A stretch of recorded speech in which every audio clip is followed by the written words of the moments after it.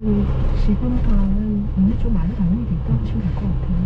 자, 신승원님이 3년물 채권이 5%라고 하면 네. 1억 원어치 채권 사면 3년에 1억 500 받는 건가요? 아니죠.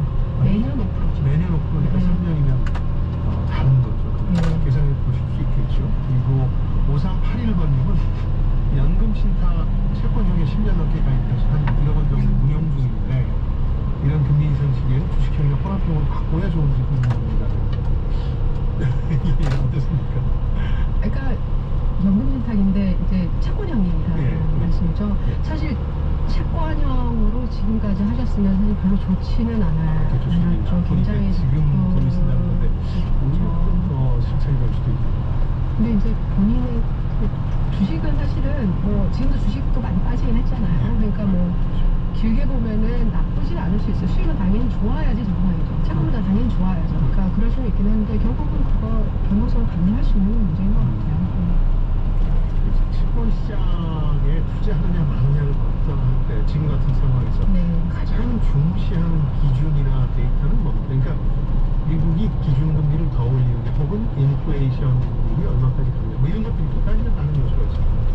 지금 일단 뭐 개인 투자자 입장에서 이제는 당연히 자기가 들어가는 금리가 가장 중요한 거고요. 내가 이제 사는 채권의 그렇죠. 채권의 금리 그리고 내가 살 채권의 어떻든 안정성 그게 이제 가장 중요하신 거고 저희처럼 이제 약간 거래를 해야 되고 하는 그런 입장에서는 결국 단기 변동성 무시할 수가 없거든요. 네. 그러니까 그런 부분이면 당연히 지금 물가 쪽이고요. 그리고 근데 중앙은행들이 뭐 지금까지는 약간 물가하고 성장을 약간 균형 잡히게 사실 했었어요. 네. 근데 네. 올해 들어와서는 물가가 워낙 이제 고공행진을 하다 보니까 무조건 물가를 잡겠다라는 입장이거든요. 그렇게 되면은 물가를 잡는 과정에서 성장률이 타격을 받을 수 있고 성장률이 타격을 받게 되면 사실 약간 기업들의 경제 활동에 굉장히 좀 지장을 받을 가능성이 있어요. 다시 말하면 부도율이 올라갈 가능성이 있습니다. 그러면 이제 부도율이 올라가기 전에 보통 회사채라든가 하이힐드 채권처럼 크레딧 채권들은 미리 가격을 반영하는 경향이 있거든요.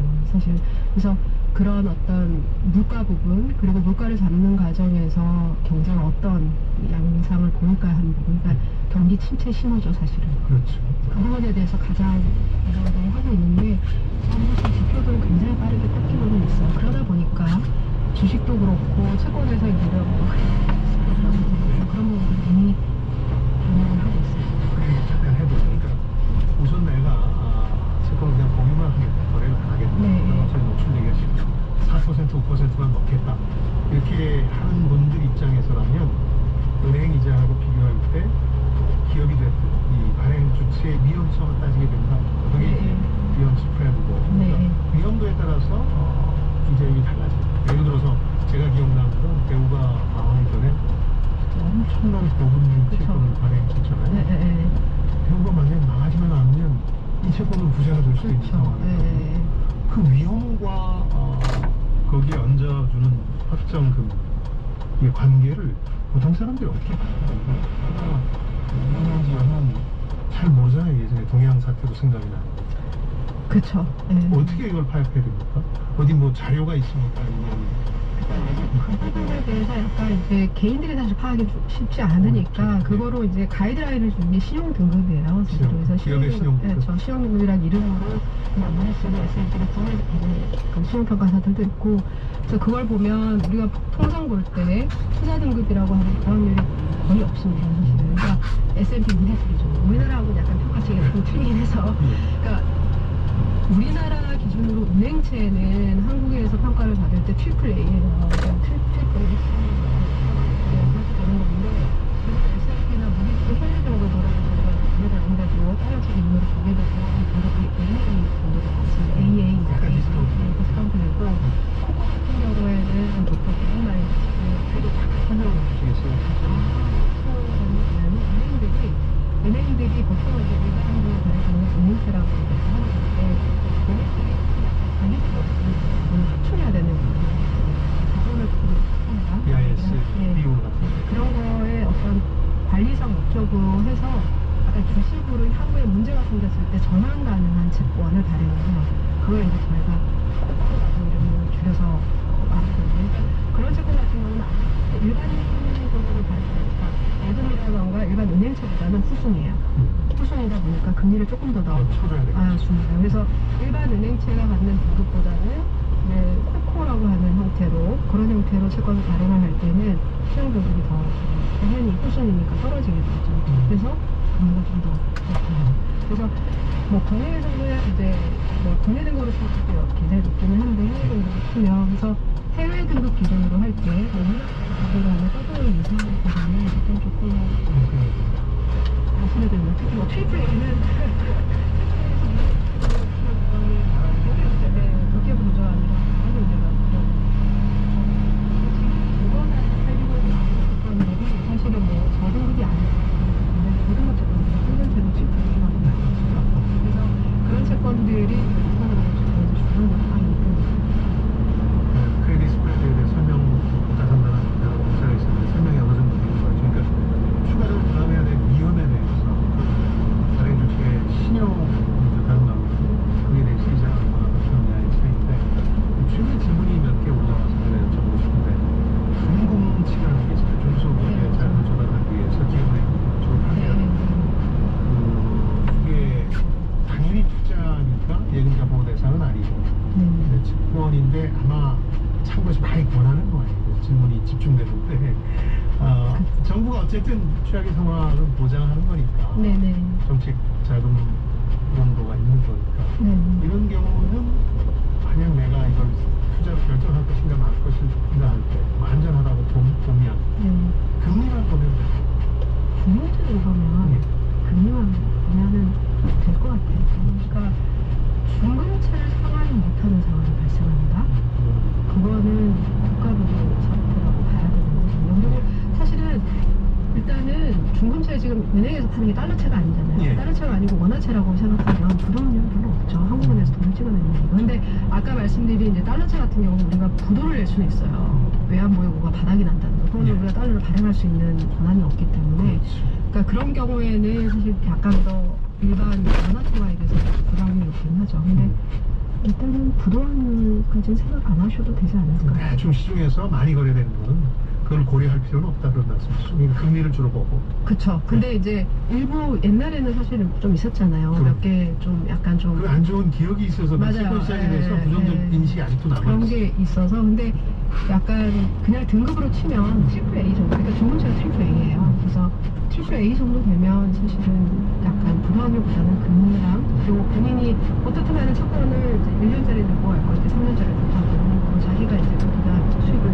딱 꿨던 경우가 있거든요. 그러니까 그 부분에 대한 고민을 하실 것 같아요. 공사일은 채권은 회사 부도나면 원금 상환 안 되는 건가요?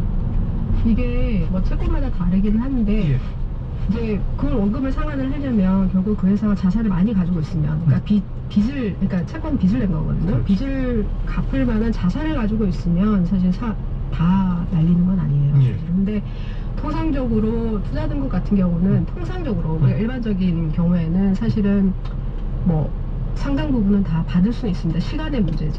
오래 걸리죠. 오래 걸리죠, 사실은. 근데 하이드 같은 경우는 아무래도 사실은 채권을 발행한 거에 비해서 가지고 있는 자산이 좀 적다 보니까. 그리고 채권 같은 경우는 또 후순이에요. 일반적인 대표보다는.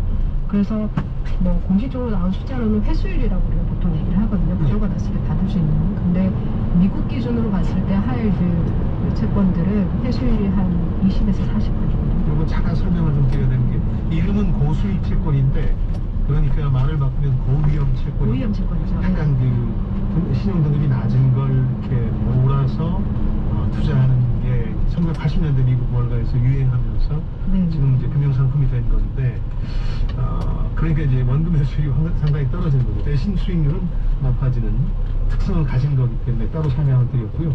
최명림 님이 채권에 투자하려면 증권회사에 직접 가야 됩니까? 그러니까 이제 뭐 증권사에서 직접 채권을 사는 방법도 있으시고요. 아니면은 약간 이제 그냥 일반 채권을 사는 경우는 대부분 볼 때는 만기 보유 하시는 목적으로 하실 것 같아요. 근데 이제 뭐 그런 경우는 당연히 증권사를 가시는 게 맞고요. 그렇지 않고 그거랑 비슷한 형태의 이제 ETF라든가 그런 펀드 같은 게 있기 때문에 특히 요즘에 ETF로 사실은 부채라든가 해서 이제 살 수 있거든요. 예. 그러니까 그렇게 하시는 거는 조금 더 HTS로 지속적으로 핸드폰으로도 가능한 그런 상황이니까. 그러니까 내가 만기까지 보유해서 확정 수익을 얻을 것이다. 그 채권을 영어로 혹은 부서명 같은 데서 채권부라고 안 하고 FI라고 하는 게 Fixed Income. 그렇죠. 그러니까 확정 수익이 떨어지는 거거든요. 그게 4, 5%라는 얘기고. 다만 그 과정에서 아까 거래되는 예금이라는 표현도 썼습니다만 거래를 하면서 시가 변동성을 투자자로서 활용할 수 있는 건데 물론 그에게는 동시에 위험도 있다는 얘기인데 자 이제 시가 변동과 관련한 얘기를 해본다면 시가 쪽 평가 기관 같은 생각해보면 아직도 이해 안 된다는 분들이 많아서 처음에 오셨을 때 설명을 해주셨는데 왜 금리가 지금 채권 가격은 떨어지는지 반대 관계냐 설명 한 번만 쉽게 해주시죠. 저도 쉽게 하려고 하는데 설명해도 어려우실 저는 것 그렇게 같아요. 설명드리는데 교사님이 한번 생각해 봐주시죠. 금리가 시중에서 올라간다는 얘기는 네. 기존에 채권을 들고 있는 사람 입장에서 확정된 금리가 있는데 네네. 기존에 들고 있던 채권의 매력이 떨어지는 거예요. 그쵸, 맞아요. 그러니까 가격이 떨어져요. 네, 맞아요. 그러니까 예를 들어서 저희 이제 지난번에 예를 들어서 작년 말에 저희가 뭐 채권을 사면 10년 동안 10년짜리 채권을 산다고 했을 때 3%였어요. 근데 지금은 10년짜리 채권 5%도 살 수 있거든요. 근데 저는 이제 3%짜리 뭐 10년짜리 채권을 샀다는 거는 앞으로 10년 동안 내가 3%씩 이자를 받겠다는 걸 확정시키는 겁니다. 인컴이니까. 근데 지금은 시장에 가보면 10년 동안 1%를 주는 채권이 똑같은 가격에 살 수가 있는 거예요. 그러니까 옛날에 내가 샀던 그 가격. 근데 제 입장에서는 이걸 팔고 이걸 사고 싶잖아요. 그래서 이제 이걸 팔고 싶어요. 자, 가격을 치면 사람들이 이 가격을 똑같이 쳐줄까요? 안 주죠. 얼마만큼 깎아 할까요? 할인하죠. 그러니까 지금 5%잖아요, 3%예요. 그러면 2%씩 소비를 푸는 거예요. 그렇죠. 그러니까 2%씩 10년 동안 버는 손해를 빼서 내는 수가 있어요. 근데 잠깐 보시면 금리 변화 곱하기 만기금. 그러니까 10년 동안 내가 내 수익을 확정시키는 거기 때문에 금리가 변동하게 되면 그 10년이라고 하는 대단히 차이가 됩니다. 근데 1%가 이제 금리가 오르게 되면 1%만큼 10년 동안 수익을 크게 없어지는 매력적이거든요. 반대로 제가 지금 5%짜리를 샀어요. 샀는데 좀 이따 보니까 이게 4%가 됐어요. 금리가 시중금리가. 그러면은 나는 10년 동안 5%를 받는 이자를 이제 받는 채권을 가지고 있는 건데 시중에서는 지금 4%밖에 못 받잖아요. 그러면 10년 동안 1%씩 사실 더 이익을 받는 채권이기 때문에 제가 이걸 판다라고 생각하면 1%에 곱하기 10년. 그래서 10%의